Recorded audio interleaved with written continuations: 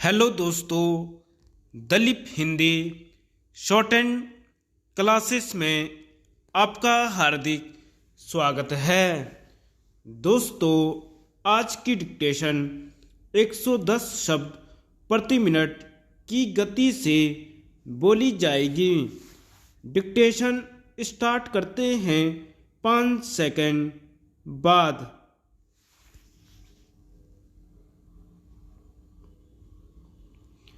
अंतरिम बजट का संदेश।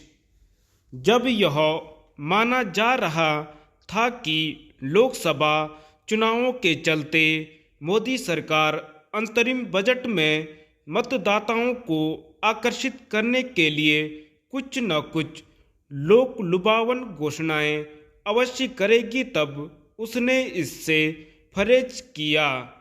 इसके जरिए उसने न केवल पुरानी परिपाटी का परित्याग करते हुए रेवड़ी संस्कृति के खिलाफ संदेश दिया, बल्कि अपने इस आत्मविश्वास का परिचय भी दिया कि वह अपने अब तक के कार्यों के आधार पर ही तीसरी बार सत्ता में आने जा रही है। ऐसे आत्मविश्वास का परिचय वही सरकार दे सकती है जो इसे लेकर आश्वस्त हो कि आम जनता का भी उसके प्रति यह भरोसा है कि वह अपने राजनीतिक हितों के स्थान पर देश के आर्थिक हितों को प्राथमिकता दे रही है। आर्थिक हितों की रक्षा वित्तीय अनुशासन का परिचय देकर ही की जा सकती है। अंतरिम बजट के जरिए यही करने की कोशिश की गई है। अंतरिम बजट यह रेखांकित कर रहा है कि मोदी सरकार की निगाह विकसित भारत के अपने महत्वाकांक्षी लक्ष्य पर है। अंतरिम बजट में इस लक्ष्य को साधने के प्रयत्न इसलिए किए जाने आवश्यक थे क्योंकि हमारी अर्थव्यवस्था विश्व में सबसे तेजी से बढ़ती अर्थव्यवस्था है और वह तीसरी सबसे बड़ी आर्थिकी बनने की राह पर है। अंतरिम बजट की अपनी सीमाएं होती है, फिर भी यह उल्लेखनीय है कि सरकार ने आधारभूत ढांचे के विकास को प्राथमिकता प्रदान करते हुए शोध एवं अनुसंधान के लिए 1 लाख करोड़ रुपए के कोष का प्रावधान किया। भारत को 2047 तक विकसित देश बनाने के लिए शोध एवं अनुसंधान पर अतिरिक्त ध्यान दिया जाना समय की मांग थी, क्योंकि इस क्षेत्र में काम किए बिना कोई भी देश विकसित नहीं बन सका है। अंतरिम बजट का एक अन्य उल्लेखनीय पहलू राजकोषीय घाटे को जीडीपी के 5.1% तक सीमित रखने का लक्ष्य है।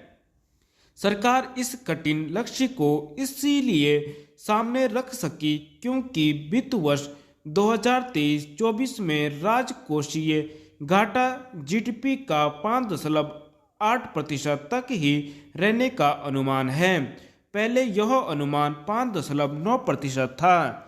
साफ है कि तमाम चुनौतियों के बाद भी सरकार वित्तीय अनुशासन को प्राथमिकता प्रदान कर रही है। अंतरिम बजट इसकी भी पुष्टि कर रहा है कि मोदी सरकार देश को विकसित बनाने के लिए राज्यों को साथ लेकर चलने के लिए भी प्रतिबद्ध है। इसी के तहत वित्त मंत्री निर्मला सीतारमण ने घोषणा की कि राज्यों को 50 वर्ष के लिए 75,000 करोड़ रुपए का ब्याज मुक्त कर्ज दिया जाएगा ताकि वे स्वास्थ्य, शिक्षा, सिंचाई, जलापूर्ति, बिजली, सड़क, पुल समेत विभिन्न क्षेत्रों में अपनी परियोजनाएं पूरी कर सकें। इससे राज्यों की स्थिति सुधारने में भी मदद मिलेगी और वे देश के विकास में सहभागी बन सकेंगे। यह साफ है कि बड़ी घोषणाओं के लिए पूर्ण बजट की प्रतीक्षा करनी होगी, लेकिन यह भी ध्यान रहे कि मोदी सरकार ऐसी घोषणाएं करने के लिए बजट की मोहताज नहीं। बुजुर्गों का उपचार। प्रदेश सरकार अब बुजुर्गों को घर बैठे उपचार की सुविधा उपलब्ध कराने की तैयारी कर रही है। यह निश्चित रूप से एक सराहनीय कदम है। सरकार ने बुजुर्गों के लिए जो योजना बनाई है उसके अनुसार स्वास्थ्य विभाग के कार्मिक बुजुर्गों के घर जाकर नियमित हाल चाल जानेंगे। साथ ही उन्हें चिकित्सकीय परामर्श, पैथोलॉजी जांच व दवा की सुविधा दी जाएगी। देखा जाए तो इस समय प्रदेश में बड़ी संख्या में बुजुर्ग एकाकी जीवन व्यतीत कर रहे हैं। भाग दौड़ की जिंदगी में उन्हें पूछने वाला कोई नहीं है। उम्र बढ़ने के साथ स्वास्थ्य संबंधी दिक्कतें भी बढ़ने लगती हैं।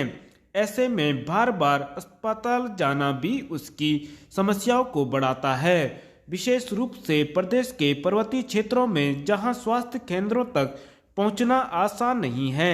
हाल ही में राज्य निर्वाचन आयोग द्वारा जारी मतदाता सूची पर नजर डालें तो प्रदेश में इस समय 60 वर्ष से अधिक आयु के तकरीबन 13 लाख मतदाता हैं। इनमें 1.5 लाख से अधिक मतदाता 80 वर्ष से अधिक के हैं। यही ऐसा आयु वर्ग है जिसे सबसे अधिक देखभाल की जरूरत है। ऐसे में यदि सरकार इन्हें घर बैठे ही स्वास्थ्य सुविधाएं देती है तो इससे बेहतर कुछ नहीं हो सकता। मैदानी क्षेत्रों में तो यह योजना आसानी से संचालित हो सकती है, लेकिन पर्वतीय क्षेत्रों में यह कार्य खासा चुनौतीपूर्ण होगा, जहां स्वास्थ्य सेवाओं की स्थिति बहुत अच्छी नहीं है।